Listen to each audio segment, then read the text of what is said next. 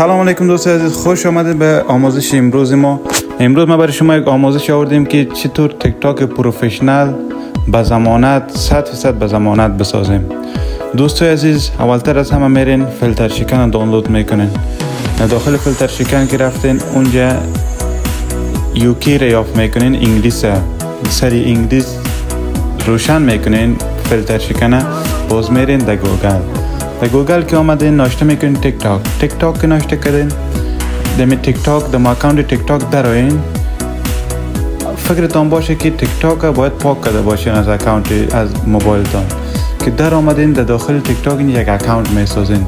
میرین مثلا موارد جیمیل، میرین در جیمیل که رفتین اکانت میسازین. سعی اینجا من جیمیل خود وارد کردم، شما اینجا جیمیلتان وارد کنین، ادامه برین دیگه. جیمیلتان که وارد کردین میگه اینجا فقط یک فیلتر کوچک از را جور کنین. میگه مثلا یه میگه 2 دانه چیز هم رنگ انتخاب کنین، مثلا یک اونجاست، یک اینجا مال انتخاب میکنین.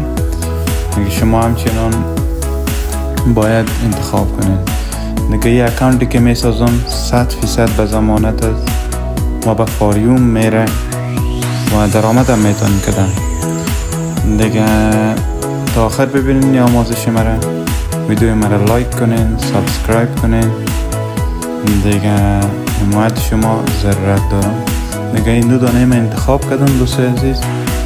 دیگه اینا رو تاریخ انتخاب میکنین، تاریخی که باید 2000 و 1999 باشه و مقصد از 18 ساله باید کلان باشه، یعنی سنتون بزرگ انتخاب کنیم.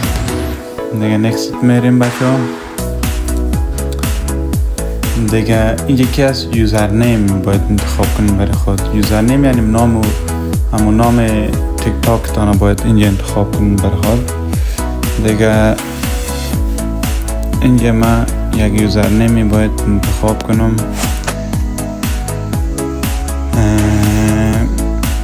کدام یوزرنیم خوب است؟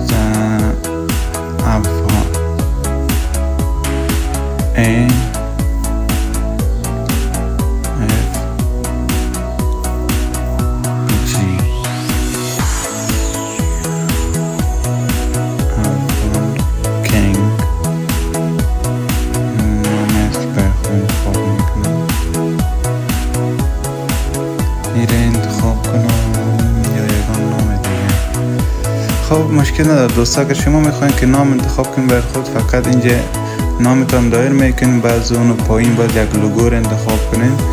مثلا افغان کینگ 5442 خود یوتیوب تیک تاک براتون چیز میکنه، پیشنهاد میکنن. پیشنهادی باید انتخاب کنین نام از پایین. دیگه دوستای عزیز FG کینگ انتخاب نمیکنم. من از خود میخوایم که یک نام دیگه انتخاب کنم. من ناشته میکنم دوستان عزیز، ببخشید که من اینجا یک چیزی میارم که شما نبینید، با معذرت. دیگه یک اکانت که هست برای یک دوستم جور میکنم، من خودم اکانت دارم. دیگه دوستان عزیز اینجا نامتان میتین، نامتان که ناشته کردین سیده می تیک تاک براتون جور میشه. یوزرنیمی که زدین تیک تاک ما جور شد. حال میرم من برای شما نشان میتم، خوب ببینین. اکانت ما پروفشنال جور میشه. اکانتی هست که 100% با ضمانت است. اکانتی که ما جور میکنم 100% ضمانتی. دیگه میریم چیز دانلود میکنیم. اینجا بچه ها تیک تاک دانلود میکنین. ما تیک تاک پاک کرده بودم، شما باید پاک کرده باشین.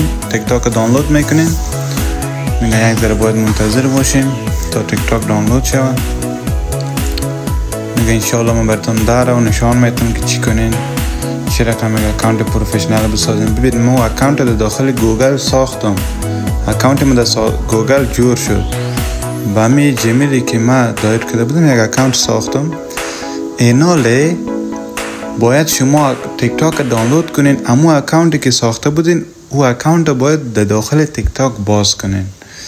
مثلا من تیک تاک دانلود کردم، داخل تیک تاک رفتم دوستای عزیز. نگه من کمدی انتخاب میکنم. میگه کدام ویدئوهایی که میخواین به پیشنهادی براتون بیارم. من گفتم کمدی.